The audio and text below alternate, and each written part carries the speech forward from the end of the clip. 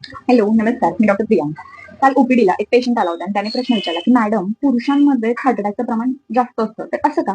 तर याचं खूप सोप्या भाषेत मी त्यांना उत्तर दिलं, की स्त्रिया ह्या मनात काही गोष्टी ठेवत नाहीत. काही म्हणजे कोणतीच गोष्ट ठेवत नाहीत. सगळ्या गोष्टी व्यक्त करतात. तसं पुरुष लोकं हे सगळ्या गोष्टी मनामध्ये ठेवतात. ते कोणतीही गोष्ट ही व्यक्त करत नाही किंवा त्यांचं मत देत नाही. परंतु स्त्रिया याच्या अपोझिट असतात. म्हणजे त्या सगळ्या गोष्टींवरती त्यांचं मत व्यक्त करतात. कोणती गोष्ट मनात ठेवत नाही. म्हणजे एखादी गोष्ट जर तुम्ही एखाद्या व्यक्तीला किंवा एखाद्या स्त्रीला सांगितली, की ही गोष्ट कोणाला सांगू नको. तर ती गोष्ट हमखास ते दुसऱ्या व्यक्तीला सांगणारच. तसं पुरुषांचं नाही. ते सगळ्या गोष्टी मनामध्ये ठेवतात. आणि हेच कारण असू शकतं, असं मी त्यांना मजेशीर सांगितलं. परंतु याचं महत्त्वाचं कारण स्त्रियांमध्ये आणि पुरुषांमध्ये जर विचार केला तर स्मोकिंग असेल किंवा अल्कोहोल कन्झम्पशन असेल म्हणजे दारू पिणं असेल, तर हे पुरुषांमध्येच आपल्याकडे जास्त पाहायला मिळतं कंपेअर टू लेडीज लोकांमध्ये. त्यामुळे हे सुद्धा एक महत्त्वाचं कारण आहे. त्याचबरोबर जे आता सांगितलं, की हार्मोनल चेंजेस हे सुद्धा एक महत्त्वाचं कारण असू शकतं.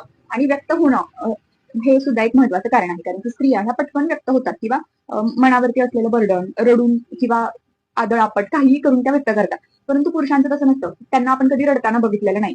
कारण की ते सगळ्या गोष्टी असं मनामध्ये ठेवतात आणि त्याचंच बर्डन येऊन पुढे जाऊन ब्लड प्रेशर असेल, डायबिटीज असेल, अशा बऱ्याच गोष्टींवरती याचा परिणाम हा होत असतो. तर याचं सगळ्यात महत्त्वाचं कारण हे असू शकतं, असं मला वाटतं.